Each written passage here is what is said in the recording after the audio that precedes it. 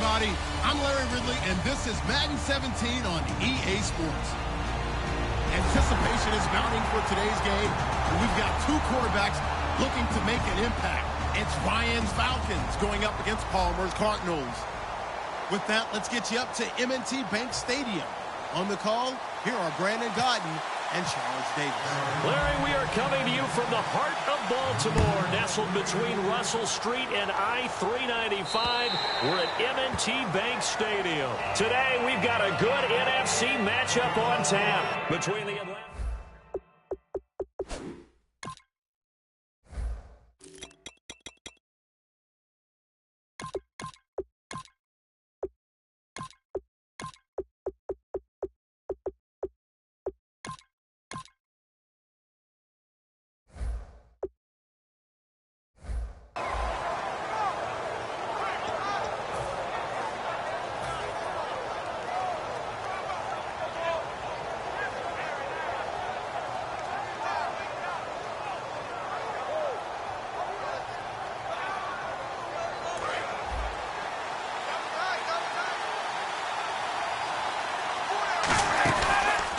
They'll run for the first time with Devontae Freeman. Only a couple there as he'll be brought down about the 28.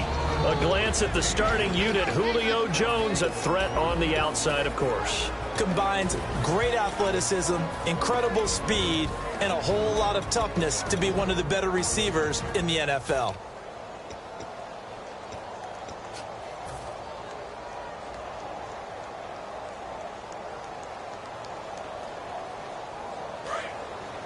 And the D-line pinching together must be expecting the run.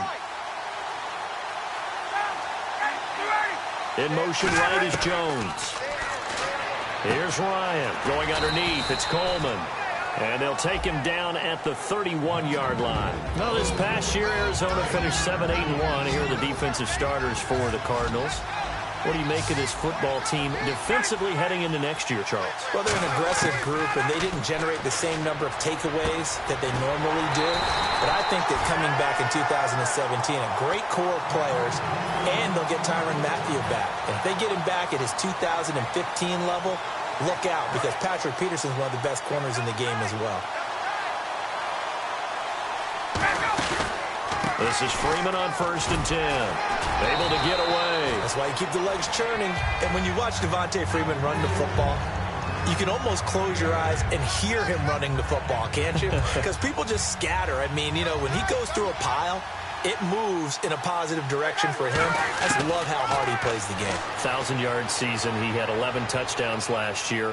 In March, 25 years old. So he's kind of hitting that sweet spot for a running back, isn't he? He really is. And I still remember the evaluation of him coming out of college. He does everything well, but you weren't sure he had a dominant trait. Well, wrong about that.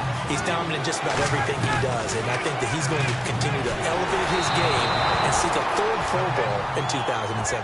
He was looking for his tight end, Jacob Tamme, there. Now 4th down. Not too many things get to a quarterback of this magnitude, but I think it's safe to say that pressure can get to any quarterback. Now, he's obviously a great franchise quarterback, but felt the pressure, threw it incomplete. Ryan hit, and he lost the football. And now look at him go. And they bring this one back. A scoop and score, a fumble recovery touchdown for Arizona. It gives some kudos to the defensive coordinator, I think, here. They bring the blitz, they dial it up, and it turns into 6 points for us. It's so nice to hear you actually give kudos to the defense. It is so nice. You're such an offensive guy like that. I love it. He dialed things up, and boy, a big play resulted for his guys. Well, you like the credit to the defense there, right, my friend? Yeah, do I ever? And they will not get a chance to return this one as it's through the end zone for a touchback. Atlanta now coming out on the field.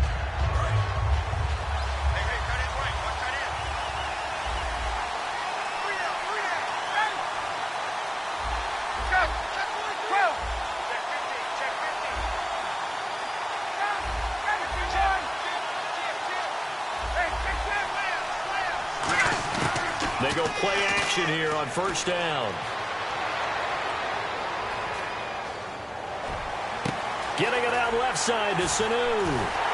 And he'll be taken down, but not before he gets into enemy territory. But Brandon, I think Mohamed Sanu had a nice career while he was in Cincinnati, but he really elevated in 2016 in Atlanta. The most catches for himself in a single season. 59 of them, 4 touchdowns. Really a nice compliment to Julio Jones, and he was a nice compliment in Cincinnati. I don't want to say he's not a number 1 receiver, but he plays that number 2 slot well, doesn't he? He does, and I think it's because of his versatility. He can play in the slot. He can play out wide. They can use him as a wildcat quarterback. He has thrown passes in the NFL. In fact, going back to his days at Rutgers, I think he threw 18 passes while he was at Rutgers, so you never know what you're going to get when Mohamed Sanu has his hands on the football. He completes it to Julio Jones. Over 1,400 yards last year for Jones, just 6 touchdowns, but, you know, of course he had the big 300-yard game. However, when he was blanketed with coverage, he always opens things up for other guys, doesn't he? He does, and that's what's benefited Atlanta's offense. Other guys were able to step up. In 2016, Mohamed Sanu stepped up and had his best year as a pro. Austin Hooper, as a young tight end, really developed down the stretch. And Taylor Gabriel, who had come over as a free agent from Cleveland, he really flourished, actually led the team in touchdown catches. But there's only one Julio Jones, and you want to get the ball to him as much as possible. A nice pickup there, 10 yards, and it'll move the sticks. Offense comes to the line now, 1st and 10. And now here's a timeout defensively coming from the Cardinals. They'll have 2 remaining as we step aside here in this first quarter.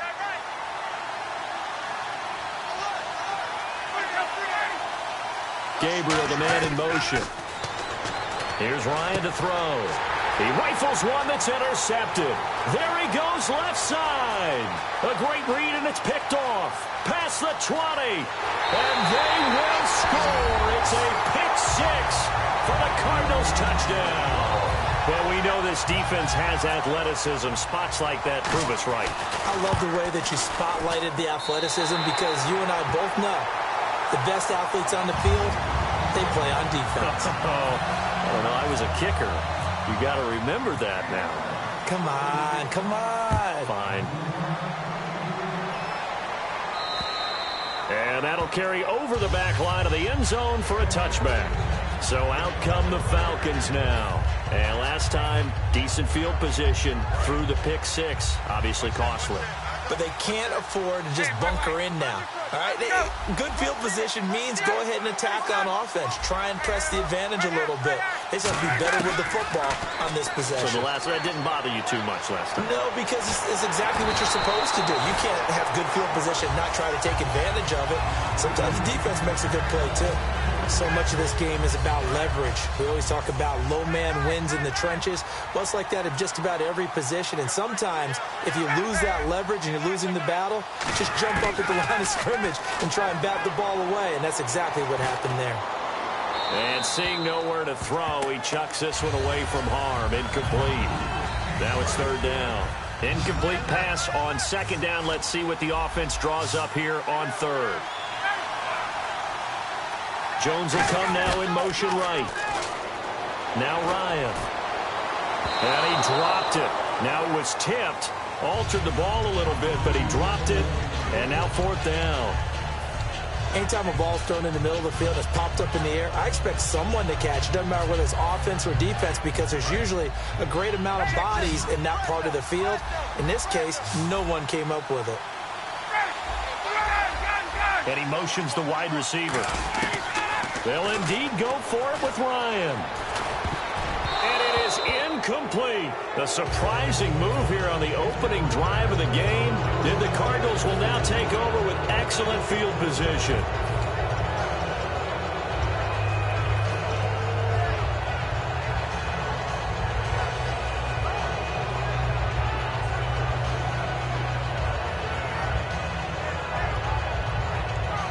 And a great spot to start this drive from here. They'll run for the first time with Johnson. And he'll get a couple here down to the 22. Partner, I know we're supposed to be impartial and not rude, but be honest. Weren't you excited for the opportunity for David Johnson of Arizona to have 100 yards from scrimmage in each and every game this year? Yeah, NFL record, 15 straight games at the century mark. Disappointingly, though, couldn't get that clean sweep. Just 44 yards in the Cardinals' finale after he was forced to exit with a knee injury. But how about the way he broke out in 2016? One of the stars of the future in the NFL.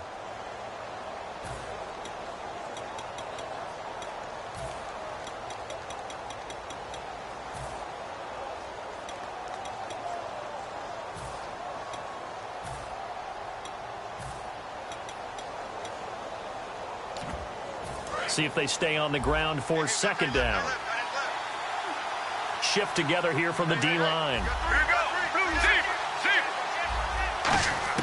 On second down, Palmer finding time. And that is caught. Touchdown, Cardinals. Jerron Brown, a 22-yard touchdown grab. And the Cardinals will extend their lead. And, partner, they found a gap there on the post pattern, and it was in the middle third of the field. And that's really difficult to do because ordinarily the safeties are back there to prevent that happening. But they found the opening and exploited it. This fielded at the 2. And he'll take this across the 25, a couple extra yards up to the 27-yard line. Atlanta now coming out on the field. And last time out, went for it on fourth down, turned it over, gave them great field position, turned it to 6 points, so they've got to recover here, Charles. It's amazing what one decision can do in the chain of events, right? The decision to go for it on fourth down. Caused all of that. It caused every bit of it, but it showed confidence. Hey, I've got confidence in you guys. Go pick it up for them. Didn't happen. Also showed confidence in the defense. They didn't pick up their end of the bargain, so now they've got to come back out and start over and rebuild that confidence. The wide receiver moving to a new spot. Throwing now, Ryan on first down. Surveying the field. And he was hit as he threw it there, and it forces it incomplete. All right, different topic here. 2018, the Super Bowl, traveling north, far north to Minneapolis. Early predictions for that one. Who you got? Well, you know, everyone's still waiting in the NFL for a home team to play in its home stadium, right? So could the Vikings be that team? I'll start in the NFC, and I'm going to say no. I think Seattle. Starting to get near that maybe last run with their defense. But Earl Thomas returns. I like Seattle coming out of the NFC. How about you? Well, I'm actually going to take a Dallas Cowboys NFC title run. I think that they came so close this year, probably most talented going into next year. I like that one. Well, in the AFC, I'm going to go with a team that if they improve their defense and their quarterback stays healthy, they could be that team, the Oakland Raiders. Okay, I'm going dark horse. Cleveland Browns. Let's go. Hey, from worst to first. The game plan for any defense is finding ways to make a quarterback uncomfortable in the pocket. When you bring pressure from all angles, you never know who's going to get home. In this case, the left cornerback, right in the face of him, puts him down. Here we go on fourth down with Ryan. Oh, he's going backwards. And he fires one that's intercepted. A great read, and it's picked off. And the possession is theirs at their own 43-yard line. And the Cardinals getting set to trot out there now. And that recipe on their last drive that resulted in a touchdown looked pretty good, so they'll be hoping to do that once more. And it takes me back to when we sat with the offensive coordinator and the head coach. They felt pretty good about their game plan and thought there were some holes in the defense, and they exploited them the last time out. Let's see if they can come back and put together a similar drive. And we'll see if they can do just that.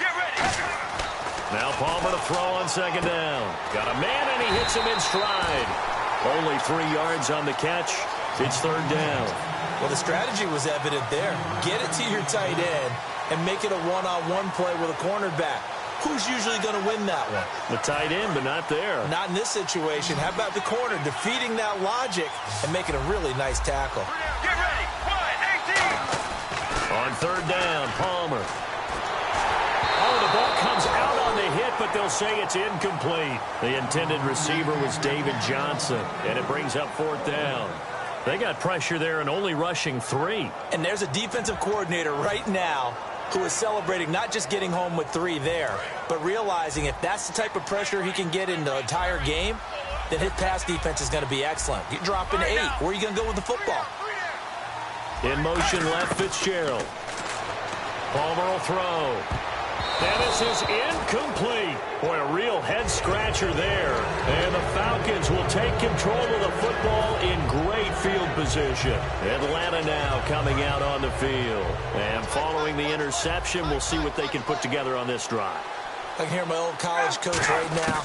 He always used to tell us before every game, the team making the fewest mistakes will win. What they're hoping is that... And a big loss here as he's taken down. Marcus Golden in there to drop it for a loss of nearly 20 yards. 2 minutes to play here in the first half. We're back to Baltimore after this.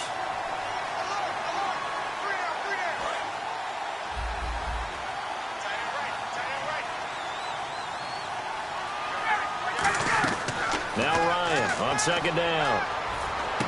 And this is Gabriel on the catch. 4 yards on the completion, and it sets up a third down. When you see zone defense and you know you've got a drag route on as your primary call, you've got to be really careful as a passer about how far you let your guy go because he might wander into some tough coverage. 3rd and long. It's Ryan. He'll rifle this one deep right side. And incomplete. He can't hang on. Would have been a nice catch. Instead, it brings up a 4th down. And when all else fails as a defender, when you're not there in the coverage, your best friend is exactly what we saw there. A big play shot taken by the offense. Unfortunately, it ended in a big drop.